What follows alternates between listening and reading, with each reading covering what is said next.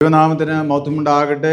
ഒരു വിശുദ്ധ ദിവസം കൂടി നമുക്ക് ദൈവത്തെ ആരാധിപ്പാൻ തക്കവണ്ണം സർവശക്തനായ ദൈവം കൃപ ചെയ്തതിനായി ആദ്യമായി ദൈവത്തിന് നന്ദി കരയേറ്റുന്നു. പ്രത്യേകിച്ച് ഉപ്പുതറ ഇടവക സഭയിൽ ഇന്ന് പ്രഭാതത്തിൽ ആരാധന പങ്കെടുക്കുവാൻ തക്കവണ്ണം ദൈവം കൃപ ചെയ്തതിനായി ഞാൻ ആദ്യമായി ദൈവത്തിന് നന്ദി കരയേറ്റുന്നു. ഭവനുള്ള അച്ഛൻ സൂചിപ്പിച്ചതുപോലെ ഉച്ചയ്ക്കുള്ള ആരാധനയ്ക്ക് ശേഷമുള്ള പ്രാർത്ഥനയിൽ പങ്കെടുക്കുവാനായിട്ട്, ഓർമ്മ പ്രാർത്ഥനയിൽ പങ്കെടുക്കുവാനായിട്ടാണ് ഞാൻ വന്നത്. രാവിലെ ഇവിടെ ആരാധനയ്ക്ക് കൂടണം എന്ന് വിചാരിച്ചു. ആ കാര്യം പറയുകയും അങ്ങനെ ഇവിടെ വരുവാനിടയായി തീർന്നു. വളരെ നല്ല വാക്കുകൾ പറഞ്ഞ് എന്നെ സ്വാഗതം ചെയ്ത് ഇത്രയും ബഹുമാനുള്ള നമ്മുടെ വികാരിയച്ഛൻ, സ്നേഹമുള്ള ബാബു ജോസഫ് ബ്ലൂക്കോസ് അച്ഛനെ നിങ്ങളിൽ എല്ലാവരുടെയും പേര് ഞങ്ങൾ കുടുംബമായി വളരെ നന്ദി സ്നേഹം അറിയിക്കുന്നു. കൊച്ചമ്മയും മക്കളെയും ഞങ്ങൾ സ്ഥലത്ത് ഓർക്കുന്നു. അതുപോലെ തന്നെ ഈ ഇടവകയിലുള്ള എല്ലാ ജനങ്ങളെയും പ്രത്യേകമായി ഓർക്കും. പ്രത്യേകിച്ച് സഭയുടെ ഇത്രയും ബഹുമാനപ്പെട്ട കൈക്കാരന്മാർ, ഡയസൻ കൗൺസിൽ അംഗങ്ങൾ, സെക്രട്ടറി, പ്രിയപ്പെട്ട കപ്പ്യാരച്ചൻ, കമ്മിറ്റി അംഗങ്ങൾ, സഭാമക്കൾ എല്ലാവരെയും ഓർത്ത് ഞാൻ ദൈവത്തിന് നന്ദി കരയറ്റുന്നു. മനോഹരമായി ഗാനങ്ങൾ ആലപിക്കുന്ന ഗായക സംഘ അംഗങ്ങളെയും ഓർമ്മ വായിക്കുന്ന പ്രിയപ്പെട്ട ജോൺ സാറിൻ്റെയും എല്ലാവരെയും ഞാൻ ഓർത്ത് ദൈവത്തിന് നന്ദി കരയറ്റുന്നു. കഴിഞ്ഞ ഞായറാഴ്ച നമ്മുടെ സെമിനാരി ഫണ്ട് റേസിംഗ് പ്രോഗ്രാമുമായി ബന്ധപ്പെട്ട് ഇവിടെ സെമിനാരിയുടെ കാര്യങ്ങളെക്കുറിച്ച് നമ്മൾ കേൾക്കുകയുണ്ടായി. ഇന്ന് നമ്മൾ വായിച്ചു കേട്ട വേദവചനം അത് വൈദിക വിദ്യാഭ്യാസത്തിൻ്റെ പ്രാധാന്യത്തെക്കുറിച്ച് സഭാമക്കൾ ഓർക്കുവാനും വൈദിക വിദ്യാർത്ഥികൾക്ക് വേണ്ടിയും അതുപോലെ തന്നെ വൈദിക വിദ്യാഭ്യാസ സ്ഥാപനങ്ങൾക്ക് വേണ്ടി, സെമിനാരികൾക്ക് വേണ്ടി പ്രാർത്ഥിക്കുവാനും ദൈവവേലയിലായിരിക്കുന്ന എല്ലാവർക്കും വേണ്ടി പ്രാർത്ഥിക്കുവാനും ഒക്കെയും ഉള്ള ഒരു ഞായറാഴ്ചയായിട്ട് ഇത് വേർതിരിക്കപ്പെട്ടിരിക്കുകയാണ്. അതുകൊണ്ട് പ്രത്യേകിച്ച് കഴിഞ്ഞ ഞായറാഴ്ച നിങ്ങൾ നൽകിയ സെമിനാരിക്ക് നൽകിയ എല്ലാ സംഭാവനകൾക്കും പ്രാർത്ഥനകൾക്കും ഞാൻ പ്രത്യേകിച്ച് നന്ദി പറയുന്നു. അച്ഛൻ ചോദിച്ചു എന്നൊക്കെ പറഞ്ഞു, കഴിഞ്ഞ കൊല്ലത്തേക്കാൾ കുറച്ച് പൈസ കുറഞ്ഞു പോയ ആൾക്കാർ കുറച്ച് കുറവായിരുന്നു എന്ന് പറയുണ്ടായി. കുറവാണെങ്കിലും കൂടുതലാണെങ്കിലും നിങ്ങൾ ആത്മാർത്ഥമായി സഹകരിച്ചിരിക്കുന്നതിന് അതിയായ സന്തോഷമുണ്ട് എന്ന് പ്രത്യേകമായിട്ട് ഓർപ്പിക്കട്ടെ. വചനം പറഞ്ഞു വരുന്ന കൂട്ടത്തിൽ സെമിനാരിയെക്കുറിച്ചും പറയാൻ സാധിക്കും എന്ന് ഞാൻ കരുതുകയും ചെയ്യും. ഇന്ന് നമ്മൾ വായിച്ചു കേട്ട തിരുവചന വേദഭാഗത്തു നിന്നും രണ്ടാം പാഠമായിട്ട് വായിച്ച തിമത്തിയോസിന് എഴുതിയ രണ്ടാം ലേഖനം, അപ്പോസ്തലനായ വിശുദ്ധ പൗലോസ് തിമത്തിയോസിന് എഴുതിയ രണ്ടാം ലേഖനം 2-ാം അധ്യായം, അതിൻ്റെ പ്രാരംഭ ഏതാനും വാക്യങ്ങൾ ഞാൻ സമയത്ത് പറയട്ടെ. 2-ാം അധ്യായം 1 മുതൽ. എൻ്റെ മകനെ, ക്രിസ്തുയേശുവിലുള്ള കൃപയാൽ ശക്തിപ്പെടുക. നീ പല സാക്ഷികളുടെ മുമ്പാകെ എന്നോട് കേട്ടതെല്ലാം മറ്റുള്ളവരെ ഉപദേശിപ്പാൻ സമർത്ഥരായ വിശ്വസ്ത മനുഷ്യരെ പരമേൽപ്പിക്കുക. ക്രിസ്തുയേശുവിൻ്റെ നല്ല ഭടനായി നീയും എന്നോടുകൂടെ കഷ്ടം സഹിക്കുക. പട ചേർത്തവനെ പ്രസാദിപ്പിക്കേണ്ടതിന് യാതൊരു പടയാളിയും ജീവനകാര്യത്തിൽ ഇടപെടാതിരിക്കുന്നു. 2-ാം വാക്യം, നീ പല സാക്ഷികളുടെ മുമ്പാകെ എന്നോട് കേട്ടതെല്ലാം മറ്റുള്ളവരെ ഉപദേശിപ്പാൻ സമർത്ഥരായ വിശ്വസ്ത മനുഷ്യരെ പരമേൽപ്പിക്കുക. എന്നോട് കേട്ടതെല്ലാം മറ്റുള്ളവരെ ഉപദേശിപ്പാൻ സമർത്ഥരായ വിശ്വസ്ത മനുഷ്യരെ പരമേൽപ്പിക്കുക. സമാനമായ രീതിയിൽ നമ്മുടെ കർത്താവായ യേശു മിശിഹ തൻ്റെ അന്ത്യകൽപ്പനയിൽ ഇപ്രകാരം രേഖപ്പെടുത്തിയിരിക്കുന്നു. നമ്മൾ വായിക്കുന്ന സുവിശേഷം, വിശുദ്ധ മത്തായി എഴുതിയ സുവിശേഷം അതിൻ്റെ അവസാന വാക്യങ്ങളിൽ 16 മുതൽ ഉള്ള വാക്യങ്ങൾ 20 വരെയുള്ള വാക്യങ്ങൾ പ്രകാരമാണ് പറഞ്ഞിരിക്കുന്നത്. ആകയാൽ നിങ്ങൾ പുറപ്പെട്ട് പിതാവിൻ്റെയും പുത്രൻ്റെയും പരിശുദ്ധാത്മാവിൻ്റെയും നാമത്തിൽ സ്നാനം കഴിപ്പിച്ച് ഞാൻ നിങ്ങളോട് ഉപദേശിച്ച വചനങ്ങളെ ഒക്കെയും പ്രമാണിപ്പാൻ തക്കവണ്ണം ഉപദേശിച്ചുകൊണ്ട് സകല മനുഷ്യൻ്റെ ശിഷ്യരാക്കിക്കൊള്ളുകയും.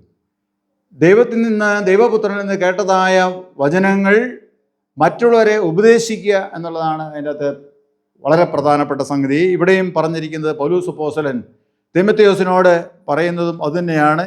എന്നോട് കേട്ടതെല്ലാം മറ്റുള്ളവരെ ഉപദേശിപ്പാൻ സമർത്ഥരായ വിശ്വസ്ത മനുഷ്യരെ പരമേൽപ്പിക്കുക.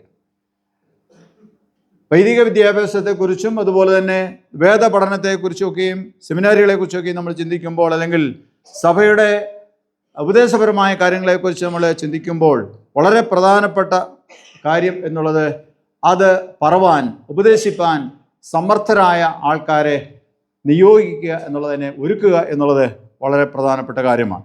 വിശുദ്ധ തിരുവെഴുത്ത് നമ്മൾ നോക്കുമ്പോൾ ആ ഒരു ചിന്തയോടെ നമ്മൾ തിരുവചനം വായിച്ചാൽ ദൈവമാണ് യഥാർത്ഥത്തിൽ ദൈവത്തിൻ്റെ ദൗത്യ നിർവഹണത്തിനായിട്ട് ആൾക്കാരെ തിരഞ്ഞെടുക്കുകയും അതുപോലെ തന്നെ അതിനെ പരിശീലിപ്പിക്കുകയും അവരെ ആ പോകുന്ന വഴിയിൽ അവരെ ശക്തീകരിക്കുകയും ചെയ്യുന്നത് ഈ തിരഞ്ഞെടുത്ത ദൈവമാണ്, അല്ലെങ്കിൽ മിഷൻ്റെ ഉടമസ്ഥനായ ദൈവമാണ് എന്ന് നമുക്ക് കാണുവാൻ സാധിക്കും. നമ്മൾ ഒന്നാം പാഠമായിട്ട് വായിച്ചു കേട്ട വേദഭാഗത്തിൽ പുറപ്പാട് പുസ്തകം 3-ാം അധ്യായം 1 വരെയുള്ള വാക്യങ്ങളിൽ നിന്ന് പാഠമായിട്ട് നമ്മൾ വായിച്ച വേദഭാഗം ശ്രദ്ധിച്ചാൽ നമുക്കവിടെ കാണാൻ സാധിക്കും. മോശ തൻ്റെ അമ്മായിപ്പനായ യിത്രോവിൻ്റെ ആടുകളെ മേയിച്ചുകൊണ്ട് ഹോരേബ് ദൈവത്തിൻ്റെ പർവ്വതമായ ഹോരേബ് പർവ്വതത്തോളം പോയി എന്നുള്ള രേഖപ്പെടുത്തിയിരിക്കുന്നു. അവിടെ ചെന്നപ്പോൾ മോശ ഒരു കാഴ്ച കാണുകയാണ്.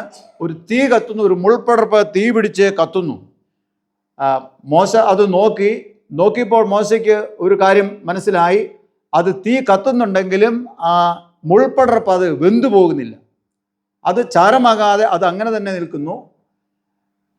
എന്നാൽ തീ നല്ലപോലെ ആളുന്നുണ്ട്. അതെന്താണ് ഈ അത്ഭുതം എന്ന് കാണാനായി മോശ തീയുടെ അടുക്കിലേക്ക് കത്തുന്ന മുൾപ്പടർപ്പിൻ്റെ അടുത്തേക്ക് ചെല്ലുമ്പോൾ ദൈവം മോശയോട് അരുളി ചെയ്യുന്ന വചനങ്ങളാണ് അവിടെ രേഖപ്പെടുത്തിയിരിക്കുന്നത്. നീ മോശെ മോശെ എന്ന് വിളിച്ചു, നീ നിൽക്കുന്ന സ്ഥലം വിശുദ്ധ ഭൂമിയാകയാൽ നിന്റെ കാലിൽ നിന്ന് ചെരുപ്പ് അഴിച്ചു കളക എന്ന് പറഞ്ഞു.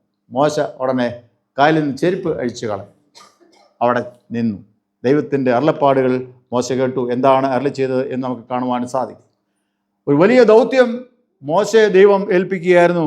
അത് വേറൊന്നുമല്ല, അബ്രാഹാമിലൂടെ തനിക്ക് വേണ്ടി വിളിച്ച് വേർതിരിക്കപ്പെട്ട ഇസ്രായേൽ മക്കളെ, ദൈവത്തിൻ്റെ സ്വന്തം ജനത്തെ ഫറവോൻ്റെ അടിമത്തിൽ നിന്ന് വിടുവിച്ച്, മിസ്രൈമിൻ്റെ അടിമത്തിൽ നിന്ന് വിടുവിച്ച് അബ്രാഹാമിനോട് വാഗ്ദത്തം ചെയ്ത കനാൻ നാട്ടിലേക്ക് അവരെ കൊണ്ടുപോകുക എന്നുള്ള അതിശ്രേഷ്ഠമായ ദൗത്യം മോശെ ഞാൻ നിന്നെ ഏൽപ്പിക്കുകയാണ്. അതിനുള്ള സമയം വന്നിരിക്കുന്നു.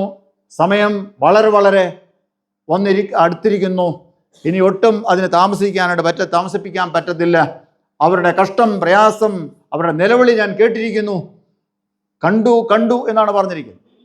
എന്തുമാത്രം കഷ്ടം എന്നുള്ളതിനെക്കുറിച്ചും പുറപ്പാട് പുസ്തകത്തിന് രേഖപ്പെടുത്തിയിട്ടുള്ളത് ഇപ്രകാരമാണ് രേഖപ്പെടുത്തിയിരിക്കുന്നത്. അവർക്ക് ജീവിച്ചിരിക്കുന്നതിനേക്കാൾ മരിക്കുന്നത് നല്ലത് എന്ന് തോന്നത്തക്ക രീതിയിൽ അവരുടെ കഷ്ടം അത്രയുമായിരുന്നു. ജീവിക്കുന്നതിനേക്കാൾ ഈ പ്രകാരം ജീവിക്കുന്നതിനേക്കാൾ നല്ലത്, ഏറ്റവും ശ്രേഷ്ഠം, അഭികാമ്യം മരിക്കുന്നതാണ് എന്ന് ചിന്തിച്ചുകൊണ്ട് പോകുന്ന ഒരു കൂട്ടം ജനം അതിൻ്റെ നിലവിളിയാണ് ഈ ദൈവം കണ്ടത് എന്ന് നമുക്ക് കാണുവാൻ സാധിക്കും. അതുകൊണ്ട് ആ ദൈവം വാഗ്ദത്തം ചെയ്ത ആ കൃത്യസമയത്ത് അതിനെക്കുറിച്ച് പറയുന്നുണ്ട്. അബ്രാഹാമിനോട് വാഗ്ദത്തം ചെയ്യുമ്പോൾ പറയുന്നുണ്ട്, യാഗം കഴിക്കുന്ന സമയത്ത് ദൈവത്തിൻ്റെ അരുളപ്പാട് അബ്രാഹാമിനുണ്ടായി. അബ്രാഹാമിനോട് പറയുന്നത് 430 സംവത്സരം നിന്റെ മക്കൾ മിസ്രൈമിൽ അല്ലെങ്കിൽ സ്വന്തമല്ലാത്ത ദേശത്ത് അടിമകളായിട്ടിരിക്കും, അല്ലെങ്കിൽ പ്രവാസികളായിട്ട് പോകും. 430 എന്ന് ഒരു വർഷം അവിടെ പറഞ്ഞിട്ടുണ്ട്. നമുക്കറിയാം, അവിടെ നിന്ന് ഇസ്രായേലിൻ്റെ മക്കളായി 70 പേർ മിസ്രൈമിലേക്ക് പോയി. ജോസഫിൻ്റെ കാലഘട്ടത്തിൽ നമുക്കറിയാം, ചരിത്രം അറിയാമല്ലോ. അവിടെ പറഞ്ഞിരിക്കുന്ന പുറപ്പാടിൻ്റെ സമയത്ത് പറയുന്നുണ്ട് 430 സംവത്സരം 430 സംവത്സരം തികയുന്ന അന്ന് അവർ പുറപ്പെട്ടു എന്നാണ്. ഒരു നിമിഷം താമസിച്ചില്ല എന്നുള്ള പറഞ്ഞിട്ടുണ്ട്. എത്രയോ കൃത്യമാണ് ദൈവത്തിൻ്റെ വാഗ്ദത്തങ്ങൾ. ദൈവം എത്രയോ വിശ്വസ്തനാണ് എന്ന് നമുക്കവിടെ കാണുവാൻ സാധിക്കും. അങ്ങനെ ആ പുറപ്പെടുവിക്കാനുള്ള ചുമതല ഇവിടെ മോശയ്ക്കാണ് ലഭിച്ചത്. ഞാൻ പറഞ്ഞു വരുന്നത്, മോശെ എന്തിനു വേണ്ടിയാണ് അങ്ങനെ നിയോഗിച്ചത്? അല്ലെങ്കിൽ മോശ തന്നെ പറയുന്നു, ഞാൻ അതിന് യോഗ്യനല്ല, അതുകൊണ്ട് എന്നെ ഈ ജോലി ഏൽപ്പിക്കരുത്. തുടർന്നുള്ള നമ്മൾ പാഠമായിട്ട് വായിച്ച വേദഭാഗത്തിൽ താഴോട്ട് വായിക്കുമ്പോൾ അവിടെ വളരെ ക്ലിയറായിട്ട് മോശ തൻ്റെ ബുദ്ധിമുട്ടുകളെക്കുറിച്ച് പറയുന്നുണ്ട്, തൻ്റെ കഴിവില്ലായ്മയെക്കുറിച്ച് പറയുന്നുണ്ട്, തൻ്റെ പ്രാപ്തിയില്ലായ്മയെക്കുറിച്ചൊക്കെയും മോശയോട് ദൈവം നമുക്ക് കാണുവാൻ സാധിക്കും. എന്നാൽ ഈ ദൗത്യം നിറവേറ്റാൻ മോശയെ ദൈവം മുന്നമേ തിരഞ്ഞെടുത്തിരുന്നത് കൊണ്ട് മോശയ്ക്ക് അതിൽ നിന്ന് ഒഴിഞ്ഞു മാറാൻ പറ്റത്തില്ലായിരുന്നു എന്ന് നമുക്ക് കാണുവാൻ സാധിക്കും. ശ്രദ്ധിച്ചാൽ കുറച്ചുകൂടെ നമ്മളൊന്ന് ശ്രദ്ധയോടെ മോശയുടെ ചരിത്രമൊന്ന് നോക്കിയാൽ, മോശയ്ക്ക് 120 വയസ്സാണ് ഉണ്ടായിരുന്നത്. മരിക്കുമ്പോൾ 120 വയസ്സുണ്ടായിരുന്നു. 120 വയസ്സിനെ 3 തിരിക്കാം, 3 40. ഫറവോന്റെ സന്നിധിയിൽ നിന്ന് ഓടിപ്പോകുമ്പോൾ മോശയ്ക്ക് വയസ്സ് 40. അതായത് നമുക്കറിയാം, മോശ അവനെ പാല് കൊടുത്ത് വളർത്തി അവൻ്റെ സ്വന്തം അമ്മ ഒരു രാജകുമാരനെ പോലെ തന്നെ രാജകുമാരനായിട്ട് തന്നെ കൊട്ടാരത്തിൽ അവൻ വളർന്നു. അന്നത്തെ ഏറ്റവും വലിയ രാജ്യമായിരുന്നു, അല്ലെങ്കിൽ അറിയപ്പെടുന്ന വളരെ പ്രധാനപ്പെട്ട രാജ്യമായിരുന്നു മിസ്രൈം. അന്ന് അറിയപ്പെടുന്ന എല്ലാ വിദ്യകളും അവൻ പഠിച്ചു, എല്ലാ അറിവുകളും അവൻ നേടി, എല്ലാ യുദ്ധതന്ത്രങ്ങളും അവൻ പഠിച്ചൊരു രാജകുമാരൻ ആണ്. ആ രാജ്യത്ത് ഏറ്റവും അധികം അറിവുള്ള ആള്, ഏത് മേഖലകളിലും അറിവുള്ള ആള് രാജകുമാരന്മാർ തന്നെ. അതുകൊണ്ട് തന്നെ മിസ്രൈമിലെ ഏറ്റവും മികച്ച വിദ്യാഭ്യാസം ഈ മോശയ്ക്ക് ലഭിച്ചു എന്ന് നമുക്ക് കാണാൻ സാധിക്കും. 40-ാം വയസ്സിൽ അവൻ്റെ ജനത്തോടുള്ള ഒരു അവൻ്റെ ഇടപെടൽ മൂലം നമുക്കറിയാം, സംഭവം നമുക്കറിയാം. അവിടുന്ന് കൊട്ടാരത്തിൽ നിന്ന് ഓടിപ്പോകേണ്ടി വന്നു. മരുഭൂമിയിലാണ്, പിന്നെ ആടിനെ മേയിച്ചുള്ള കാലഘട്ടമാണ് അത്. 40 വർഷം, അതായത് ആടുകളെ മേയിച്ചുകൊണ്ടിരുന്ന മോശ വീണ്ടും ജനത്തെ വിടുവിക്കാനായിട്ട് പോകുമ്പോൾ അവന് വയസ്സ് 80. മരുഭൂമിയിലെ ഇസ്രായേൽ മക്കളുടെ യാത്ര 40 വർഷം. 40 വർഷം എന്ന് പറഞ്ഞാൽ യോർദാൻ കടക്കാനായിട്ട് പറ്റിയില്ല എന്നിവിടെ രേഖപ്പെടുത്തിയിരിക്കുന്നു. യോർദാൻ ഇക്കരെ വെച്ച് മോശ ദൈവത്തിൻ്റെ സന്നിധിയിലേക്ക് ചേർക്കപ്പെട്ടു, അല്ലെങ്കിൽ ദൈവം മോശയെ എടുത്തു, അല്ലെങ്കിൽ മോശ മരിച്ചു, അവനെ ദൈവം തന്നെ അടക്കം ചെയ്തു എന്നവിടെ രേഖപ്പെടുത്തിയിട്ടുണ്ട്. ഞാൻ പറഞ്ഞു വരുന്നത്, ഒരു മനുഷ്യനെ ദൈവം വിളിക്കുമ്പോൾ, തൻ്റെ ദൗത്യത്തിനായി വിളിക്കുമ്പോൾ അവനെ ദൈവം എങ്ങനെ പരിശീലിപ്പിക്കുന്നു എന്നാണ് ഞാൻ പറഞ്ഞു വന്നത്. ആദ്യത്തെ 40 വർഷത്തിൽ മോശ ഈ ലോകത്തിലുള്ള എല്ലാ അറിവുകളും നേടി, യുദ്ധതന്ത്രങ്ങൾ അവൻ നേടി, ഭൂമിശാസ്ത്രമെല്ലാം അവൻ പഠിച്ചു, രാജാക്കന്മാരെ കുറിച്ച് പഠിച്ചു, ചരിത്രം പഠിച്ചു. നമ്മൾ നോക്കുമ്പോൾ, നമ്മൾ മോശയുടെ പുസ്തകങ്ങൾ വായിക്കുമ്പോൾ, ഉൽപ്പത്തി, പുറപ്പാട്, ലേവ്യ, സംഖ്യ, ആവർത്തന പുസ്തകങ്ങൾ വായിക്കുമ്പോൾ മോശയുടെ അറിവിനെക്കുറിച്ച് ഓർത്ത് നമ്മൾ അന്തം വിട്ടുപോകും. കാരണം എത്രയെല്ലാം കാര്യങ്ങളാണ് അവൻ വളരെ കൃത്യമായിട്ടാണ് പറയുന്നത്. ഏതെല്ലാം രാജ്യങ്ങളെക്കുറിച്ച് പറഞ്ഞിരിക്കുന്നു, ഏതെല്ലാം രീതിയിൽ യുദ്ധങ്ങൾ വേണമെന്ന് പറഞ്ഞിരിക്കുന്നു, ഏതെല്ലാം സ്ഥലത്തൂടെ പോകണമെന്ന് പറഞ്ഞിരിക്കുന്നു. വളരെ വളരെ ശ്രദ്ധേയമാണ് ഈ മോശയുടെ ലീഡർഷിപ്പ് എന്ന് പറയുന്നത്. അവൻ പറയുന്നുണ്ട്, എനിക്ക് വയ്യ, പറ്റത്തില്ല, ഞാൻ പറഞ്ഞാൽ തിരിയത്തില്ല. അതായത് തടിച്ച നാവുള്ളവനാണ്. ഞാൻ ചെന്ന് ഫറവോനോട് ഇസ്രായേൽ മക്കളെ വിടുവിക്കണമെന്ന് പറഞ്ഞാൽ അത് പറഞ്ഞു വരുമ്പോൾ അതെല്ലാം തിരിഞ്ഞു പോകും, അത് വലിയ പ്രശ്നം ഉണ്ടാക്കും. അതുകൊണ്ട് തൻ്റെ കഴിവുകേടിനെക്കുറിച്ചും എൻ്റെ പരിമിതികളെക്കുറിച്ചും വളരെ ബോധ്യമുണ്ടായിരുന്ന മോശ ഈ കാര്യങ്ങളെല്ലാം പറഞ്ഞുവെങ്കിലും ദൈവം പറഞ്ഞു, ഇല്ല, നീ തന്നെ പോകണം, നിന്നെയാണ് ഞാൻ അതിനെ നിയോഗിച്ചിരിക്കുന്നത്, അതിനുവേണ്ടിയാണ് നിന്നെ ഈ പ്രകാരം നടത്തിയത് എന്നവിടെ പറയുന്നില്ല. പക്ഷേ ആ അറിവ് മോശയ്ക്ക് നേടി. പിന്നത്തെ 40 വർഷം മോശ മരുഭൂമിയിലാണ്. മരുഭൂമിയിൽ നമുക്കറിയാം ധാരാളം പാട്ടുകളൊക്കെയും മോശയുടേതായിട്ട് സങ്കീർത്തനത്തിലൊക്കെയും ഉണ്ട്, അല്ലാതെ തന്നെയും ഉണ്ട്. ദൈവവുമായുള്ള സംസർഗത്തിലായിരുന്നു അവൻ്റെ പിന്നീടുള്ള 40 വർഷം. അതിനെക്കുറിച്ച് പറയുന്നത്, ദൈവം അവനെ എന്ത് ചെയ്തു? ദൈവം അവനെ പഠിപ്പിക്കുകയായിരുന്നു. ദൈവം അവനെ പഠിപ്പിച്ചു. ലോകപ്രകാരം അവൻ അറിവ് കിട്ടി. പിന്നത്തെ 40 വർഷം ദൈവവുമായിട്ടുള്ള സംസർഗത്തിൽ, ദൈവത്തിൻ്റെ കളരിയിലായിരുന്നു അവൻ. ഈ പ്രത്യേക സമയത്ത് അവൻ ആ ദൗത്യം ഏറ്റെടുക്കേണ്ടി വന്നു. ദൗത്യം ഏറ്റെടുത്ത് അവൻ തിരികെ പോകുന്നതാണ് നമുക്ക് കാണാൻ സാധിക്കും. നമുക്കറിയാം, വളരെ വളരെ വിജയകരമായി മോശ തൻ്റെ ജനത്തെ നയിച്ചു. അവിടെ ശ്രദ്ധേയമായ കാര്യം, നമ്മൾ വളരെ വളരെ ശ്രദ്ധിക്കേണ്ട ഒരു കാര്യം അതിൻ്റെ അകത്തുണ്ട്. മോശയുടെ സ്വഭാവത്തിൽ, മോശയെക്കുറിച്ച് ദൈവം തന്നെ സാക്ഷ്യം പറഞ്ഞ, മോശ ദൈവഗ്രഹത്തിൽ ഒക്കെയും വിശ്വസ്തൻ ആയിരുന്നു. മോശ ദൈവഗ്രഹത്തിൽ ഒക്കെയും വിശ്വസ്തൻ ആയിരുന്നു. ദൈവത്തിൻ്റെ ഇഷ്ടപ്രകാരമുള്ളൊരു മനുഷ്യൻ.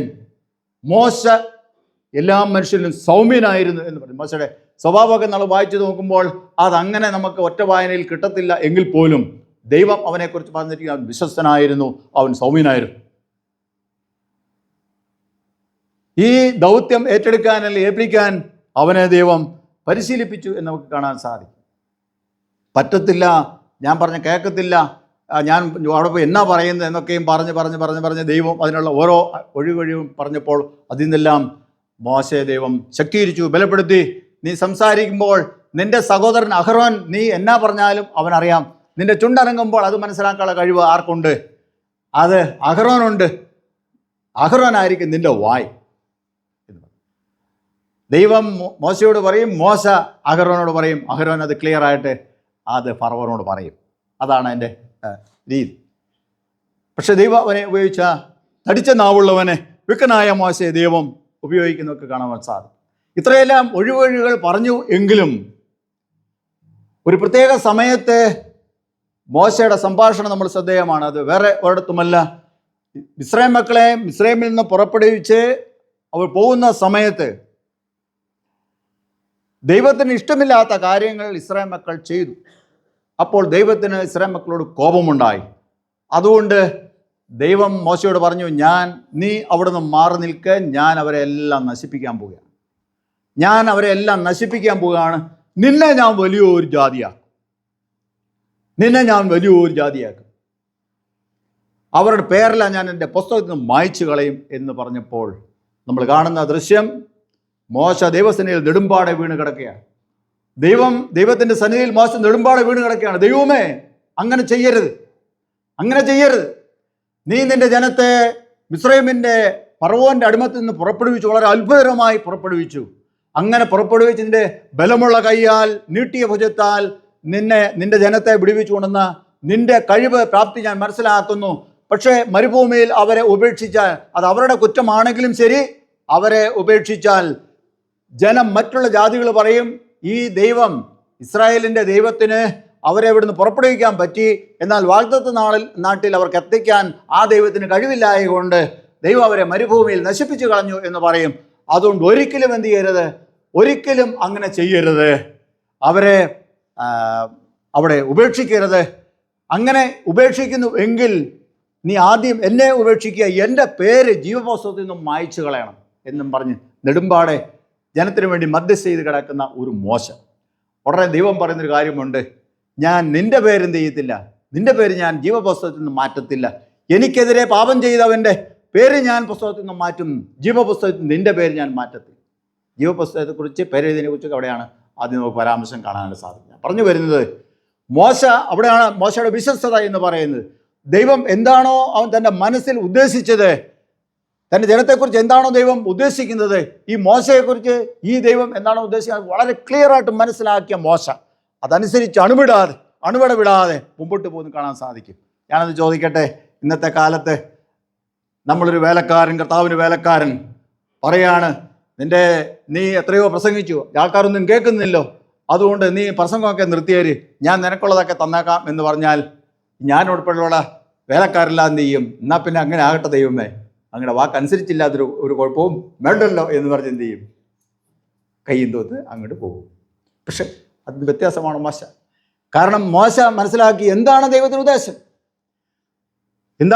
ഉദ്ദേശം, അത് വളരെ കൃത്യമായിട്ട് മനസ്സിലാക്കിയ മോശ പറഞ്ഞു, വല്ലല്ല എൻ്റെ പേര് അവിടെ എഴുതി വെക്കാനോ എന്നെ വലിയൊരു ജാതിയാക്കാനോ അല്ല ദൈവം എന്ത് ചെയ്തിട്ട് വാഗ്ദത്തം ചെയ്തിരിക്കുന്നത്, ഇസ്രായേലിനെ വലിയൊരു ജാതിയാക്കുന്ന പറഞ്ഞു. അത് കൃത്യമായിട്ട് മനസ്സിലാക്കിയ മോശ, അതിനെക്കുറിച്ച് ദർശനം ലഭിച്ച മോശ തൻ്റെ പാതയിൽ അവൻ്റെ ദൗത്യത്തിൽ മുന്നോട്ട് പോകുന്നതാണ് വിശ്വസ്ത മനുഷ്യൻ എന്ന് പറയുന്നത്. വിശ്വസ്ത മനുഷ്യൻ, വേലയെക്കുറിച്ച്, ദൗത്യത്തെക്കുറിച്ച് വളരെ വിശ്വസ്തനായിരുന്നു മോശ. ഇവിടെ തിമോത്തിയോസും പറയുന്നത് അതുതന്നെയാണ്.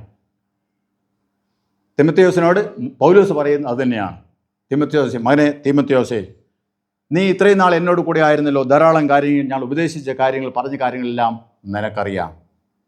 അതുകൊണ്ട് ഞാൻ ഉപദേശിച്ച കാര്യങ്ങൾ എന്താണോ ഞാൻ ഉദ്ദേശിച്ചത് അതെല്ലാം ശ്രദ്ധിച്ച് കേട്ട നീ അത് മറ്റുള്ളവരെ പഠിപ്പിക്കാൻ തക്കവണ്ണം സമർത്ഥന്മാരായ, വിശ്വസ്തന്മാരായ ആൾക്കാരെ എന്നിടം ഏൽപ്പിക്കണം. പ്രിയമുള്ളവരെ, ഇന്ന് നമുക്ക് വന്നിരിക്കുന്ന ഏറ്റവും വലിയ കുഴപ്പം എന്ന് പറയുന്നത് വിശ്വസ്തന്മാർ, വേദോസ്തത്തിൽ പറഞ്ഞിരിക്കുന്ന വിശ്വസ്തന്മാർ ഭൂമിയിൽ കുറഞ്ഞിരിക്കുന്നു, അല്ലേ? വിശ്വസ്തന്മാർ കുറവാണ്. വേലക്കാരിൽ നോക്കിയാൽ വിശ്വസ്തന്മാർ കുറവാണ്. ഞാൻ അതിന് പ്രത്യേകിച്ച് വിശദീകരണമൊന്നും പറയേണ്ടതില്ല. ദൈവഭക്തിയും ദൈവവിശ്വാസവും ദൈവത്തോടുള്ള വിശ്വസ്തയും വചനത്തെക്കുറിച്ചുള്ള ആഴമായ അറിവും അതിനുള്ള സമർപ്പണവും കുറഞ്ഞു പോകുന്നൊരു കാലഘട്ടത്തിലാണ് ഞാൻ നിങ്ങളും ജീവിക്കുന്നത്. സെമിനാരികൾ, പ്രത്യേകിച്ച് സഭകളിൽ ശുശ്രൂഷ ചെയ്യാൻ ആൾക്കാരെ പരിശീലിപ്പിക്കുന്ന കേന്ദ്രങ്ങളാണ്. നമുക്ക് CSI സഭയെക്കുറിച്ച് പറയുമ്പോൾ കേരളത്തിൽ 6 മഹാടകം കൂടെ യോജിച്ച് നടത്തുന്ന ഒരു സെമിനാരിയാണ് കണ്ണമ്പുല വൈദിക സെമിനാരി, ഐക്യ വൈദിക സെമിനാരി. അവിടെ നിന്നാണ് ഭൂരിപക്ഷം നമ്മുടെ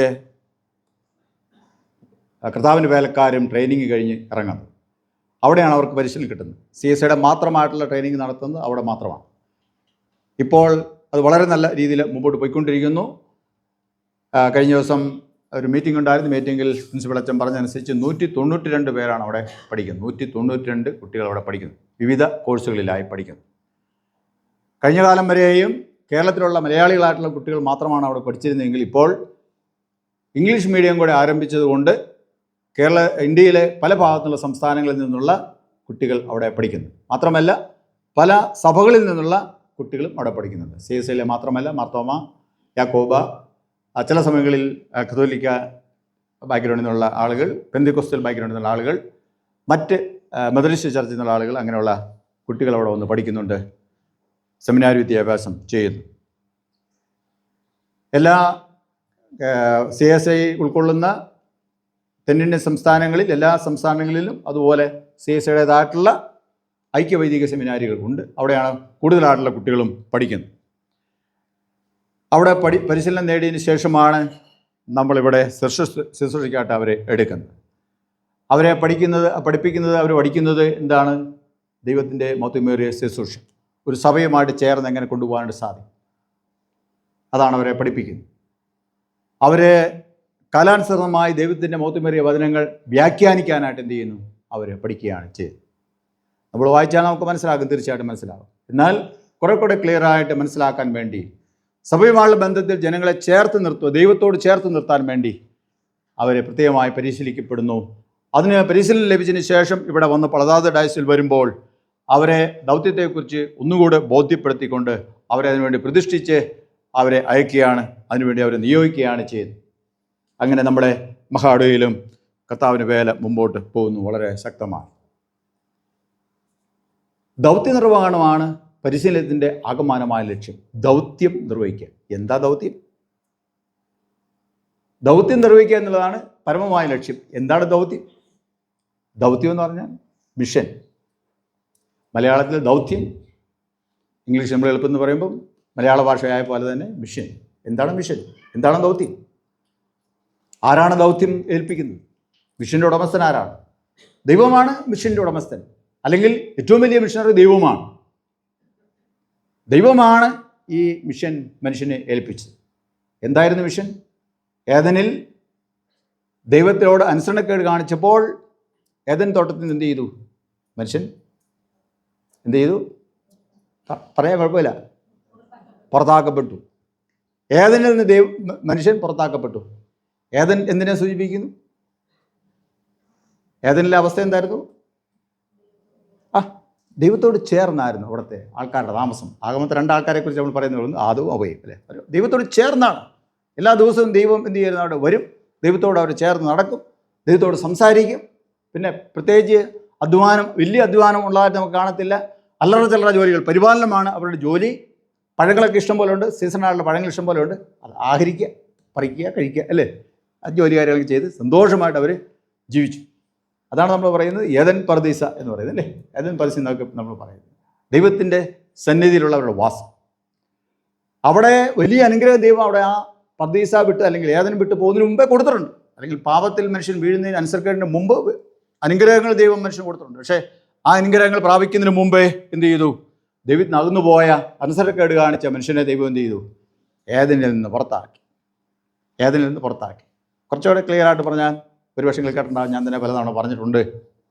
എല്ലാ ദിവസവും വെയിലാറുന്ന സമയത്ത് ദൈവത്തിൻ്റെ കാലച്ച കേൾക്കുമ്പോൾ ദൈവസന്നിധിയിലേക്ക് ഓടിച്ചെന്നിരുന്ന മനുഷ്യൻ അന്ന് ഒരു പ്രത്യേക ദിവസം ഈ പാമ്പ് ഫലം പറിച്ച് തിന്നാനായിട്ട് പ്രേരിപ്പിച്ച ആ ദിവസം, അല്ലെങ്കിൽ അവർ അരുത് എന്ന് പറഞ്ഞ, തിന്നരുത് എന്ന് പറഞ്ഞ ഫലം പറിച്ച് തിന്ന ദിവസം ദൈവത്തിൻ്റെ കാലച്ച കേട്ടപ്പോൾ മനുഷ്യന്മാർ എന്നാ ചെയ്തു? രണ്ടുപേരും കൂടെ ദൈവത്തിൻ്റെ മുഖത്ത് പ്രത്യക്ഷപ്പെടാതെ അവരോടി ഒരിക്കലും ദൈവത്തിൻ്റെ സന്നിധിയിലേക്ക് ഓടിച്ചെന്ന മനുഷ്യൻ അന്ന് പാപം ചെയ്തപ്പോൾ എന്ത് ചെയ്തു? ദൈവത്തിൻ്റെ ശബ്ദം കേട്ടപ്പോൾ ഓടി, തിരിഞ്ഞോടി. ദൈവം വിടുമോ? വിളിച്ച് ചോദിച്ചു, എവിടെയാണെന്ന് ചോദിച്ചു. ഉള്ള കാര്യം എന്ത് ചെയ്തു? പറഞ്ഞു. ദൈവമേ, തെറ്റുപറ്റിപ്പോയി, ഞാൻ തിന്നരെന്ന് പറഞ്ഞപ്പോൾ അവിടെ നിന്ന് തിന്നു. കുറ്റപ്പെടുത്തലൊക്കെ നമുക്ക് കാണാൻ സാധിക്കും. പക്ഷേ എന്ത് സംഭവിച്ചു? ആ ഏദനിൽ നിന്ന് അവരെ പുറത്താക്കി. ഏദനെ പുറത്താക്കി അവിടെ കൊടുക്കുന്ന ശാപങ്ങളെല്ലാം നമുക്ക് കാണാൻ സാധിക്കും, ആ കൂടുതൽ അനുഗ്രഹങ്ങളും കാണാൻ സാധിക്കും. അതിനുശേഷം അങ്ങോട്ട് കടക്കാതിരിക്കാൻ വേണ്ടി എന്ത് ചെയ്യും? ദൈവം കെരൂബുകളെ തിരിഞ്ഞുകൊണ്ടിരിക്കുന്ന വാളുമായി അവിടെ നിർത്തി എന്ന് രേഖപ്പെടുത്തി. എന്ന് പറഞ്ഞാൽ ദൈവസന്നിധിയിൽ അകന്നുപോയ മനുഷ്യനെ വീണ്ടും ദൈവസന്നിധിയിൽ തിരികെ കൊണ്ടുവരിക എന്നുള്ളതാണ് ദൈവത്തിൻ്റെ ആഗ്രഹം. കാരണം ദൈവമാണ് അവരെ സൃഷ്ടിച്ചത്. ദൈവത്തിൻ്റെ സ്വരൂപത്തിലും സാദൃശ്യത്തിലാണ് മനുഷ്യനെ സൃഷ്ടിച്ചത്. ദൈവത്തിൻ്റെ അംശമാണ് അവന് കൊടുത്തിരിക്കുന്നത്, ശ്വാസം അല്ലേ. അതുകൊണ്ട് അവൻ നിത്യമായി നശിച്ചു പോകാൻ ദൈവം ആഗ്രഹിക്കുന്നില്ല, അവൻ തിരികെ കൊണ്ടുവരാൻ ദൈവം ആഗ്രഹിക്കുന്നു. ആ തിരികെ കൊണ്ടുവരുന്ന ചരിത്രമാണ് ബാക്കി വേദഭാഗം മുഴുവനും. ഒറ്റ വാക്കിൽ പറഞ്ഞാൽ സാധാരണ നമ്മൾ പറയുന്ന പോലെ ഇത് രക്ഷയുടെ വചനമാണ്. എന്നാ രക്ഷ? ദൈവഭാഗത്ത് അകന്നുപോയ മനുഷ്യനെ ദൈവത്തിനിലേക്ക് ചേർത്ത് വരുന്ന ദൈവത്തിൻ്റെ പ്രവർത്തനമാണ് ഇതിൻ്റെ അകത്ത് രേഖപ്പെടുത്തിയിരിക്കുന്നത് മുഴുവൻ. അത് ചരിത്രമായിട്ടും പത്യമായിട്ടും ഗദ്യമായിട്ടും സുവിശേഷമായിട്ടും ലേഖനങ്ങളായിട്ടും എല്ലാം രേഖപ്പെടുത്തിയിരിക്കുക. അതുതന്നെ ദൈവഭാഗത്ത് അകന്നുപോയ മനുഷ്യൻ എന്ത് ചെയ്യുക? ദൈവഭാഗത്തേക്ക് ചേർത്ത് കൊണ്ടുവരിക. ആ ദൗത്യം നടപ്പാക്കാൻ ചുമതലപ്പെടുത്തിയിരിക്കുന്ന ആളാണ് ഇവിടെ പറഞ്ഞിരിക്കുന്ന വേലക്കാർ എന്ന് നമുക്ക് കാണുവാൻ സാധിക്കും. അതെങ്ങനെയായിരിക്കണം? അവർ സമർത്ഥന്മാരായിരിക്കണം, അല്ലേ? ഇത് കാര്യങ്ങളെ ഗ്രഹിപ്പിക്കാൻ കഴിവുള്ള ആൾക്കാർ, ഉപദേശിക്കാൻ സമർത്ഥരായിരിക്കണം എന്നാണ് പറഞ്ഞത്. ഉപദേശത്തിൻ്റെ അതിൻ്റെ പാരമ്യത എന്ന് പറയുന്നത് ഇങ്ങനെയാണ്: ആ ദൈവത്തിൻ്റെ വചനം കേട്ടിട്ട് അത് ജനങ്ങളോട് പറയുമ്പോൾ ജനങ്ങൾ അത് പ്രമാണിപ്പാൻ തക്കവണ്ണം ഉപദേശിക്കുകയാണ്. അത് വളരെ വളരെ പ്രധാനപ്പെട്ട ഒരു വാക്കാണ്. ഉപദേശിക്കുന്ന വചനങ്ങൾ, പറയുന്ന വചനങ്ങൾ പ്രമാണിപ്പാൻ തക്കവണ്ണം ഉപദേശിക്കും. ഞാനിവിടെ നിന്ന് പറഞ്ഞു, നിങ്ങൾ മോഷ്ടിക്കരുത് എന്ന് പറഞ്ഞ് പ്രസംഗിക്കുന്നു, അല്ലേ? കള്ളസാക്ഷ്യം പറയരുത് എന്ന് പറഞ്ഞ് പ്രസംഗിക്കുന്നു. അപ്പനമ്മയെ ബഹുമാനിക്കുക എന്ന് പറഞ്ഞ് ഞാൻ പ്രസംഗിക്കുന്നു. അത് ഫലമായെന്ന് എപ്പോഴാണ്?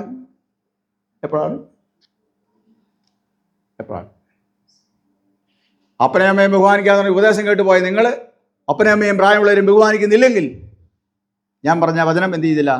നിങ്ങൾ അനുസരിക്കുന്നില്ല, ഫലത്തെ എന്ത് ചെയ്യുന്നില്ല? ക്രിയ ചെയ്യുന്നില്ല, അല്ലേ?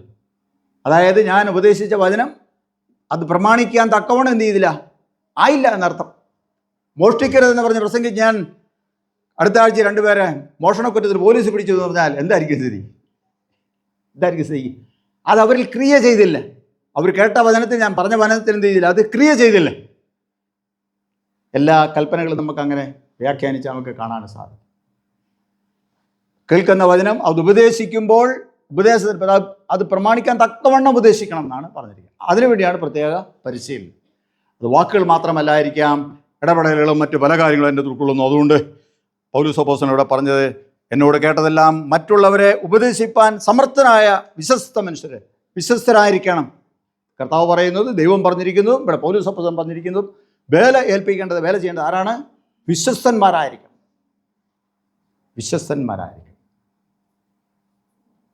നമ്മൾ വിശ്വസ്തരാണോ?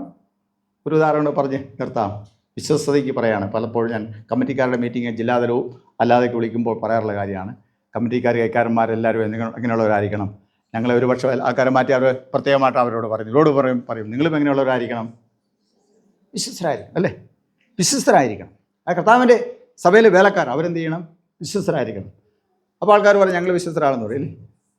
ഇവിടെ സെമിനാരിയെക്കുറിച്ച് പറഞ്ഞു വന്നു. സെമിനാരി കഴിഞ്ഞ പ്രാവശ്യത്തിനേക്കാളും കുറവായിരുന്നു ഇവിടുത്തെ സ്തോത്രകാഴ്ച എന്ന് പറഞ്ഞു. വളരെ നല്ല കാര്യം. അത് കുറവാണെങ്കിലും കൂടുതലാണെങ്കിലും എന്ത് ചെയ്യുന്നു? അത് നമ്മൾ കളക്ട് ചെയ്ത് കൊടുക്കുകയാണ് ചെയ്യുന്നത്. ആ പണം സെമിനാരിയുടെ വിധങ്ങളായ പ്രവർത്തനങ്ങൾക്ക് വേണ്ടിയാണ് ഉപയോഗിക്കുന്നത്. അല്ലാതെ ഓരോ വർഷവും ഓരോ ഡയസിസ് എന്ത് ചെയ്യണം? നിശ്ചിത തുക ഡയസിസിന് സെമിനാരിക്ക് വേണ്ടി കൊടുക്കണം. അതുകൂടാതെ അവിടെ പഠിക്കുന്ന പിള്ളേർക്ക് പൈസയും കൊടുക്കണം. ഇപ്പോൾ നമ്മളെ കൊടുക്കാൻ അവിടെ ബാക്കി നിൽക്കുന്ന പൈസ തുകയെന്ന് പറയുന്നത് എനിക്ക് തോന്നുന്നു ഏതാണ്ട് 18 ലക്ഷത്തോളം രൂപ എന്ത് ചെയ്യുന്നുണ്ട്. ഈ വർഷത്തെ കൂടെ കൂട്ടി 19 ലക്ഷം രൂപ കൊടുക്കാനുണ്ട്. 19 ലക്ഷം പിള്ളേരുടെ ഫീസായിട്ട് കൊടുക്കാനുണ്ട്. ഒരു ആൾ അവിടെ പഠിക്കുമ്പോൾ നമ്മൾ ശരാശരി 1 ലക്ഷം രൂപ എന്ത് ചെയ്യുന്നുണ്ട്? 80,000 രൂപ 85,000 രൂപയാണ് ഇത്തവണത്തെ ഫീസ്. ഒരു ആൾ പഠിക്കുമ്പോൾ ഒരു വർഷത്തെ ഫീസ് 85,000 രൂപയാണ്. 1 ലക്ഷം എന്ന് പറയും. മറ്റ് സെമിനാറിലാണെങ്കിൽ 1.25 1.5 വരുന്നുണ്ട്. പുറത്തുള്ള സെമിനാരി വേറെ സെമിനാരി പോകുമ്പോൾ ആ 4 വർഷമാണ് ഇപ്പോഴത്തെ പഠനം. 4 വർഷം പഠിക്കുമ്പോൾ എത്ര രൂപ എന്നൊക്കെ കണക്കാണ്. റഫായിട്ട് പറഞ്ഞാൽ ഒരു 3.5 ലക്ഷം അല്ലെങ്കിൽ 4 ലക്ഷം ഒന്ന് കൂട്ടിക്കും. ഇവിടുത്തെ ശുശ്രൂഷരായിരുന്നു, സ്കെയിലുള്ള പെർമനൻ്റ് ശുശ്രൂഷരായിരുന്നുവെങ്കിൽ അവരുടെ ബേസിക് സാലറി കൂടെ എന്ത് ചെയ്യും? നമ്മൾ ഇവിടുന്ന് കൊടുക്കുക. ശരാശരി 7,500-8,000 രൂപയോളം വരും ഒരു മാസം. ബാക്കി അലവൻസ് കൊടുക്കത്തില്ല, ഇത് കൊടുക്കും. അപ്പോൾ അവിടെ കൊടുക്കുന്ന ഫീസും ഇവിടുത്തെ ബേസിക് സാലറിയുടെ കൂടിയാണ് ഒരാളെ പഠിക്കാൻ വിടുമ്പോൾ എന്ത് ചെയ്യുന്നത്? അത്രയും ചിലവ് വരും. ഒരു വർഷം ഈ വർഷം നമ്മൾ കുടിശ്ശികയെല്ലാം കൂടെ കൊടുക്കാൻ നിൽക്കുന്നത് 19 ലക്ഷം രൂപയാണ്. ഈ തവണത്തെ മാത്രം നമ്മൾ നോക്കിയാൽ നമുക്ക് കിടക്കുന്നത് 12.5 ലക്ഷം രൂപ കൊടുക്കാൻ. ശരാശരി നമ്മൾ ഒരു വർഷം 4 പിള്ളേർ 5 പിള്ളേർ ആ രീതിയിലാണ് നമ്മൾ വിടുന്നത്. 3 പേരെ വരെ വിടും. കഴിഞ്ഞ കൊല്ലം മാത്രം നമുക്ക് ആരെയും വിടാൻ പറ്റില്ല. ഇത്തവണ നമ്മൾ 6 പേരെ വിട്ടിട്ടുണ്ട്. മൊത്തം അവിടെ ഇപ്പോൾ നിലവിൽ 13ഓളം കുട്ടികൾ എന്ത് ചെയ്യുന്നു? പഠിക്കുന്നു. സെമിനാരിയിൽ വൈദിക വിദ്യാഭ്യാസമുള്ള സഹായം എന്ന് പറയുന്നത് ഏതാണെന്നറിയാമോ? ഏത് കളക്ഷനാണെന്നറിയാമോ? ആർക്കെങ്കിലും അറിയാമോ? സെമിനാരി വൈദിക വിദ്യാഭ്യാസത്തിനുള്ള കളക്ഷൻ നമ്മൾ എടുക്കുന്നുണ്ട്. ഏത് ദിവസത്തെ കളക്ഷനാണെന്നറിയാമോ? പറയാമോ? അറിയത്തില്ലല്ലേ? Praise lord. വലിയ വെള്ളിയാഴ്ചത്തെ കളക്ഷനാണ് സെമിനാരി വിദ്യാഭ്യാസത്തിന് കൊടുക്കുന്നത്. വലിയ വെള്ളിയാഴ്ച സ്തോത്രയാഴ്ച എന്തിനുള്ളതാണ്? വൈദിക വിദ്യാഭ്യാസത്തിനുള്ളതാണ്. നമ്മൾ ഒരു പഞ്ചാംഗം നമുക്കുണ്ട്. പഞ്ചാംഗത്തിന് പുറകിൽ വിശേഷ ദിവസങ്ങളിൽ പേരെഴുതിയിട്ടുണ്ട്. ഈ ദിവസങ്ങളിലെല്ലാം എന്ത് ചെയ്യണം? സ്തോത്രയാഴ്ച മുഴുവനും നമ്മൾ ഓഫീസിൽ അടയ്ക്കണമെന്നാണ് പറഞ്ഞത്. അതിൻ്റെ അകത്ത് പെടുന്നതാണ് വലിയ വെള്ളിയാഴ്ച സ്തോത്രയാഴ്ച. ഓക്കെ, ഉറപ്പായിട്ട് നമ്മൾ നോക്കിക്കഴിഞ്ഞാൽ, അല്ലെങ്കിൽ ഒരു സാധാരണമായിട്ട് പറഞ്ഞു കഴിഞ്ഞാൽ, ഏറ്റവും കൂടുതൽ സ്തോത്രാഴ്ച വരുന്ന ഒരേ ഒരു ദിവസം ഏത് ദിവസമാണ്? വലിയ വെള്ളിയാഴ്ചയാണ് ഏറ്റവും കൂടുതൽ ആൾക്കാർ വരുന്നതാണ്. ചില പള്ളികളിൽ മാത്രം വ്യാഴാഴ്ചയുണ്ട്. അയലത്തടത്ത് മുഴുവനും വലിയ വെള്ളിയാഴ്ചയാണ് സ്തോത്രം. ഏറ്റവും കൂടുതൽ കളക്ഷൻ വരും. 186 പള്ളിയിൽ ഈ വലിയ കളക്ഷൻ എല്ലാം കൂടെ വന്നാൽ എത്ര ലക്ഷം രൂപ വരുമായിരിക്കും എന്ന് നമ്മൾ കണക്കാക്കിയാൽ കുറഞ്ഞതൊരു 15 ലക്ഷത്തിനും 22 ലക്ഷത്തിനും ഇടയ്ക്ക് രൂപ വരും. 15 ലക്ഷത്തിനും 22 ലക്ഷത്തിനും ഇടയ്ക്ക് അന്നത്തെ മാത്രം സ്തോത്രാഴ്ച വരും. അതിൽ കൂടുതലാവും. ന്യായമായിട്ടും എന്ത് ചെയ്യാം? ആ സ്തോത്രാഴ്ച അങ്ങോട്ട് വന്നാൽ നമുക്കൊരു കടവും വരേണ്ടതല്ല. പക്ഷേ കഴിഞ്ഞ കൊല്ലത്തെ വരവ് എത്രയെന്ന് കേൾക്കണോ? വലിഞ്ഞ് 2 ലക്ഷം കയറാൻ പോകുന്നേ ഉള്ളൂ. 1.85-90 വരെയാണ്.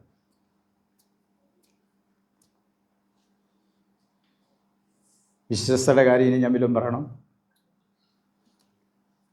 വിശ്വസ്തയുടെ കാര്യം ഞാൻ ഇനി വല്ലതും പറയണോ? കർത്താവേ, സ്തോത്രകാഴ്ചയ്ക്കകത്തെ പാത്രത്തിൽ വലിയ നോട്ട് വരുമ്പോൾ എന്ത് ചെയ്യുന്നുണ്ട് ചില പള്ളിക്കാർ? ആ വലിയ നോട്ടെല്ലാം എടുത്ത് എന്ത് ചെയ്യുന്നു? അത് നേർച്ചപ്പെട്ടിയിലേക്കോ അങ്ങനെ മാറ്റി ഒരു തെറ്റും അവർ നോക്കുമ്പോൾ ഇല്ല. പക്ഷേ ഒരു ചോദ്യം, വിശ്വസ്തതയാണോ കാണിക്കുന്നത്? സത്യസന്ധതയാണോ കാണിക്കുന്നത്?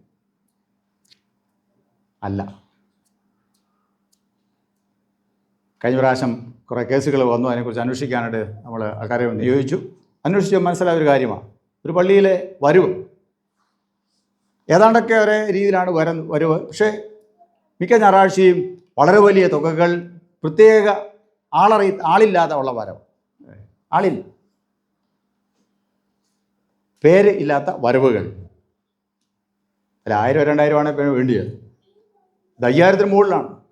5000, 10000, 20,000, 30,000 ഒക്കെയാണ് ആളില്ലാതെ കവർ വരവ്. അതെങ്ങനെ സംഭവിക്കുന്നു? ഒരു പിടിയില്ല. അന്വേഷിച്ചപ്പോഴാണ് മനസ്സിലായത്, അവിടുത്തെ സ്തോത്രാഴ്ച എന്ന് പറയുന്നത് വളരെ വലിയ തുകയാണ്. 30,000, 35,000, ചില മാസങ്ങളിൽ 40,000 രൂപയാണ് ഒരു ഞായറാഴ്ച വരവ്. പക്ഷേ കണക്കിൽ വരുമ്പോൾ എത്രയുണ്ട്? വെറും 8, 2, 5 കൂടാറില്ല എന്നാണ് മനസ്സിലാക്കിയത്. ബാക്കിയെല്ലാം ഈ പേരില്ലാതെ വരുന്നത്. അത് ഭയങ്കര തെറ്റാണ്. പിടിക്കപ്പെട്ടാൽ നമുക്ക് വിശദീകരണം കൊടുക്കാൻ പറ്റാത്ത തെറ്റാണ്. ദൈവമുമ്പാകെ മാത്രമല്ല, മനുഷ്യരുടെ മുമ്പാകെയും തെറ്റാണ്. വേദോസ് അസന്നിഗ്ധം ഇവിടെ പറയുന്നു, എങ്ങനെയുള്ളവരെ ഏൽപ്പിക്കണം? കൈക്കാരന്മാരായിട്ടും പൈസ എണ്ണാനൊക്കെ ആയിട്ട്, കമ്മിറ്റിക്കാരായിട്ട് വിശ്വസ്തരെ ഏൽപ്പിക്കണം. അവരെൻ്റെ അകത്തൊരു ചായ കുടിക്കാൻ പോലും പൈസ എടുക്കുന്നില്ല, വീട്ടിലേക്ക് 5 പൈസ കൊണ്ടുപോകുന്നില്ല. ഒക്കെ ശരിയാണ്. പക്ഷേ സ്തോത്രകാഴ്ച വന്നത് അത്രയുമാണ്? അതൊരു ചോദ്യം ബാക്കി നിൽക്കുകയാണ്. വിശ്വസ്തതയ്ക്ക് എവിടെ സ്ഥാനം? വിശ്വസ്തത എന്ന് പറഞ്ഞാൽ എന്താണ് നമ്മൾ മനസ്സിലാക്കിയിരിക്കുന്നത്, അല്ലേ? ഇവിടെ അപ്പോസ്തലൻ പറയുകയാണ്, വിശ്വസ്തരായിരിക്കണം. ഇതെല്ലാം ഇതിൻ്റെ ഭാഗമാണ്. പിന്നെ ഇന്ന് നടക്കുന്ന കാര്യങ്ങളെക്കുറിച്ചൊന്നും വാട്സപ്പിൽ കൂടുതലായിട്ട് വരുന്നതുകൊണ്ട് ഞാൻ കൂടുതലായിട്ട് പറയുന്നില്ല. അതിനെല്ലാം പിന്നിൽ നമ്മൾ നോക്കുമ്പോൾ എന്തോ നമ്മിൽ കുറഞ്ഞു പോയി. അത് എന്ന് പറയുന്നത് വിശ്വസ്തയാണ് കുറഞ്ഞു പോയിരിക്കുന്നത്. ദൈവഭയമാണ് എന്ത് ചെയ്തിരിക്കുന്നത്? കുറഞ്ഞു പോയിരിക്കുന്നത്. വിശ്വസ്തയാണ് കുറഞ്ഞു പോയിരിക്കുന്നത്. പക്ഷേ ഇവിടെ വിശ്വസ്തരായിരിക്കണം എന്ന് പറഞ്ഞിരിക്കുന്നു. അത് ഓരോ വിശ്വാസിക്കും അത് ബാധകമാണ് എന്ന് അവിടെ പറഞ്ഞിരിക്കുന്നു. ഓരോ വിശ്വാസിക്കും ബാധകമാണ്. പ്രിയമുള്ളവരെ, നിങ്ങൾ വചനം വായിക്കുമ്പോൾ അതങ്ങനെ വായിക്കുക. എന്താണ് അതിൻ്റെ അകത്ത് എന്നോട് പറഞ്ഞിരിക്കുന്ന കാര്യങ്ങൾ എന്ന് ഓർത്ത് തിരിഞ്ഞ് നമ്മൾ ചിന്തിപ്പാൻ, നമ്മൾ ദൈവപക്ഷം ചേർന്ന് നിൽപ്പാൻ നമുക്കിടയായി തീരണം. സെമിനാരിക്ക് വേണ്ടി പ്രാർത്ഥിക്കുമ്പോൾ എന്ത് ചെയ്യണം? ഏറ്റവും നല്ല വിദ്യാഭ്യാസം അവർക്ക് കൊടുക്കാൻ വേണ്ടി പ്രാർത്ഥിക്കണം. അവരെ അഭ്യസിപ്പിക്കുന്ന അധ്യാപകരെ ഓർത്ത് കൃത്യമാണ് പ്രാർത്ഥിക്കും. ഞങ്ങൾക്ക് ഏറ്റവും വിശ്വസ്തരായ ആൾക്കാർ തരണമേ എന്ന് പറഞ്ഞ് എന്ത് ചെയ്യണം? നമ്മൾ പ്രാർത്ഥിക്കും. നമ്മുടെ ഇടയിൽ നിന്ന് നമ്മുടെ മക്കൾ എന്ത് ചെയ്യണം? നല്ല വിശ്വസ്തന്മാരായിട്ട് അവർ പോകണം എന്ന് പറഞ്ഞ് നമ്മൾ പ്രാർത്ഥിക്കണം, അല്ലേ? പ്രാർത്ഥിച്ചാൽ എന്ത് ചെയ്യും? ദൈവം ചില ആൾക്കാരെ എഴുന്നേൽപ്പിക്കും. തീർച്ചയായും എല്ലാവരും അങ്ങനെ പോകണമെന്നാക്കി അങ്ങനെ കാണുന്നുമില്ല. ദൈവം അവരെ എഴുന്നേൽപ്പിക്കും. പ്രാർത്ഥിക്കുക ശക്തമായിട്ട്. നല്ല ആൾക്കാർ നമുക്ക് ആവശ്യമാണ്, നല്ല ഭടന്മാരെ നമുക്ക് ആവശ്യമാണ്. നല്ല ഭടൻ്റെ ലക്ഷണം അവൻ കഷ്ടം സഹിക്കും എന്നുള്ളതാണ്. പ്രയാസങ്ങൾ വരുമ്പോൾ അവൻ പിടിച്ചു നിൽക്കും എന്നുള്ളതാണ് അതിൻ്റെ പ്രമാണം എന്ന് പറയുന്നത്. കാരണം അവൻ പടച്ചേർത്തവനെ പ്രസാദിപ്പിക്കുക എന്നുള്ളതാണ് അവൻ്റെ ആഗ്രഹം. അതുകൊണ്ട് മറ്റ് യാതൊന്നും അവനെ അതിൽ പിന്തിരിപ്പിക്കുകയില്ല എന്ന് പൗലോസ് അപ്പോസ്തലൻ അസന്നിഗ്ധമായിട്ട് പറഞ്ഞിരിക്കുന്നു. പ്രിയമുള്ളവരെ, നമുക്ക് നമ്മുടെ ഇടയിൽ നിന്ന് ധാരാളം ആളുകൾ, വിശ്വസ്തന്മാരായ ആളുകൾ എഴുന്നേൽക്കട്ടെ. നമ്മൾ തന്നെ വിശ്വസ്തന്മാരായിട്ട് തീരുവാൻ ഉത്സാഹിക്കാം. അതിനുള്ള പ്രത്യേകമായ പരിശീലനങ്ങൾ, ദൈവസഭയെ നയിക്കാൻ വേണ്ടുന്ന ആൾക്കാരെ പരിശീലിപ്പിക്കുന്ന ഇടങ്ങളെ, സെമിനാരികളെ, വൈദിക വിദ്യാഭ്യാസ സ്ഥാപനങ്ങളെ ഒക്കെയും ദൈവമേ അനുഗ്രഹിക്കണമേ എന്ന് പറയാം. നല്ല ദർശനം ഉൾക്കൊണ്ടവരായി വചനം കാലാനുസൃതമായി വ്യാഖ്യാനിച്ച് നൽകുവാൻ പര്യാപ്തരായ ആൾക്കാരെ ലഭിക്കുന്നതിന് വേണ്ടി നമുക്ക് പ്രാർത്ഥിക്കുന്നത്. നമ്മൾ സംഭാവനകൾ കൊടുക്കുക മാത്രമല്ല, അതിനുവേണ്ടി പ്രാർത്ഥിപ്പാനും അധ്വാനിപ്പാനും നമ്മൾ ഉത്സാഹമുള്ളവരായിരിക്കണം. പ്രത്യേകിച്ച് അവർ പഠിക്കുന്നവർക്ക് വേണ്ടി മാത്രമല്ല, പഠിച്ചിറങ്ങുന്നവർക്ക് വേണ്ടി ചെയ്യണം. ഞങ്ങൾ ഉൾപ്പെടെയുള്ള ആൾക്കാർക്ക് വേണ്ടി പ്രാർത്ഥിക്കണം. ഇവിടെ നമ്മളെ ലിത്താനിയയിൽ ഒരു പ്രാർത്ഥനയുണ്ട്. കർത്താവേ, അവിടുത്തെ ബിഷപ്പിനെയും ഇവിടുത്തെ ബിഷപ്പിനെയും ഞങ്ങളുടെ ബിഷപ്പിനെയും എന്ത് ചെയ്യണം? അവരെയൊക്കെ അനുഗ്രഹിക്കണം. അവർ നല്ല ആൾക്കാരായിട്ട് ശുശ്രൂഷ ചെയ്യാൻ സഹായിക്കണം. ഞാൻ കുറച്ചുകൂടെ മയപ്പെടുത്തി പറഞ്ഞാൽ അങ്ങനെ മയപ്പെടുത്തിയാൽ വളരെ ഷാർപ്പായിട്ടാണ് ആ പ്രാർത്ഥനാ വാചകം അവിടെ പറയുന്നത്. നിങ്ങൾ എന്ത് ചെയ്യണം? അത് ഒന്നുകൂടെ എന്ത് ചെയ്യണം? ഉറച്ച് പറയണം. ദൈവമേ, കണം പിടിപ്പിക്കണമേ ഞങ്ങളുടെ ആൾക്കാരെ, ഞങ്ങളുടെ ബിഷപ്പിനെ എന്ത് ചെയ്യണം? അനുഗ്രഹിക്കണം. അല്ലേ? ആത്മാർത്ഥത്തോടെ പ്രാർത്ഥിക്കാനുള്ള കടമ നിങ്ങൾക്കുണ്ട്. ചെയ്യേണ്ട കടമ ഞങ്ങൾക്കുണ്ട് തീർച്ചയായിട്ടും. പക്ഷേ പ്രാർത്ഥിക്കാനുള്ള കടമ നിങ്ങൾക്കുമുണ്ട്. പ്രാർത്ഥിക്കുക. ദൈവമേ, നല്ലവനാക്കി തീർക്കണമേ ഞങ്ങളുടെ അച്ഛനെ, ഞങ്ങളുടെ ഉപദേശിയെ, ഞങ്ങളുടെ കൈക്കാരന്മാരെ, കമ്മിറ്റി അംഗങ്ങളെ, ഞങ്ങളുടെ മിഷന്മാരെ, ഞങ്ങളുടെ പക്ഷം ചേർന്ന് നിൽപ്പാൻ, ജനങ്ങൾക്ക് വേണ്ടി ഞങ്ങളുടെ പ്രതിപുരുഷന്മാരായി നിൽപ്പാൻ സഹായിക്കണമേ എന്ന് നമുക്ക് ശക്തമായിട്ട് പ്രാർത്ഥിക്കാൻ. തീർച്ചയായിട്ടും ദൈവം നമ്മുടെ പ്രാർത്ഥന കേൾക്കും എന്നുള്ള കാര്യത്തിന് യാതൊരു സംശയവുമില്ല. ഉപദേശത്തിൻ്റെ കാതൽ എന്ന് പറയുന്നത് കേൾക്കുന്ന വചനങ്ങൾക്ക് അനുസരണമായിട്ട് എന്ത് ചെയ്യുക? അതനുസരിക്കുക എന്നുള്ളതാണ്. പഴയ കാലങ്ങളിൽ ഇപ്രകാരമുള്ള പുസ്തകങ്ങൾ എന്ത് ഇല്ലായിരുന്നു. അതുകൊണ്ട് വ്യാഖ്യാനങ്ങൾ വളരെ ആവശ്യമായിരുന്നു. ഇതുപോലുള്ള സ്ഥലങ്ങളിൽ നിന്ന് വ്യാഖ്യാനിക്കുമായിരുന്നു. പഴയ നിയമത്തിൽ ധാരാളം ഉദാഹരണങ്ങളുണ്ട്. ഇന്ന് നമ്മുടെ ഇതിൻ്റെ എഴുത്തെല്ലാം എന്ത് ചെയ്യുന്നു? ബൈബിൾ കാനോൻ എന്ത് ചെയ്തിരിക്കുന്നു? ക്ലോസ് ചെയ്തിരിക്കുകയാണ്, അല്ലേ? ഇനിയൊരു പുസ്തകത്തിനോട് ചേർക്കുന്നില്ല, ഇതിൽ നിന്നൊരു പുസ്തകം കളയുന്നുമില്ല. പിന്നെ അത് പറഞ്ഞിരിക്കുന്നത് എല്ലാ കാലത്തേക്കുള്ള, എല്ലാ തലമുറകളിലുമുള്ള, എല്ലാ കാലഘട്ടങ്ങളിലും എല്ലാ തലമുറകളിലുള്ള പുസ്തകമായിട്ട് എഴുതിയിരിക്കുന്നത്, അല്ലേ? മലയാളികൾക്ക് വായിക്കാൻ പഠിക്കാനും മലയാളത്തിൽ എന്തിരിക്കും നമുക്ക് തന്നിരിക്കുക. വായിക്കുക, എന്താണ് എന്നെ എഴുതിയിരിക്കുന്നത്. വേറെ വിശദീകരണത്തിന് ആവശ്യമില്ലാത്ത രീതിയിൽ ലളിതമായിട്ട് എന്ത് ചെയ്തിരിക്കും നമുക്ക് തന്നിരിക്കുന്നു. എല്ലാ ദിവസവും എന്ത് ചെയ്യുക? വിശുദ്ധ വചനം വായിക്കുക, ദൈവവചനം വായിക്കുക, പ്രാർത്ഥിക്കുക. ദൈവമേ, നിങ്ങളുടെ വചനം 111:11 അല്ലേ? വാക്യം വായിച്ചപ്പോൾ നിങ്ങൾ ശ്രദ്ധിച്ച് കാണും. 111 സങ്കീർത്തനം 11 ഓർത്തിരിക്കാൻ നല്ല റെഫറൻസാണ്. 111:11 എന്താ? യഹോവഭക്തി ജ്ഞാനത്തിൻ്റെ ആരംഭമാണ്. അവയെ ആചരിക്കുന്ന എല്ലാവർക്കും നല്ല ബുദ്ധിയുണ്ട്, അല്ലേ? യഹോവഭക്തിയാണ് കുഞ്ഞുങ്ങളെ ജ്ഞാനത്തിൻ്റെ ആരംഭം. വായിക്കുക ദൈവത്തിൻ്റെ വചനം, മനസ്സിലാക്കുക, ദൈവത്തോട് പ്രാർത്ഥിക്കുക.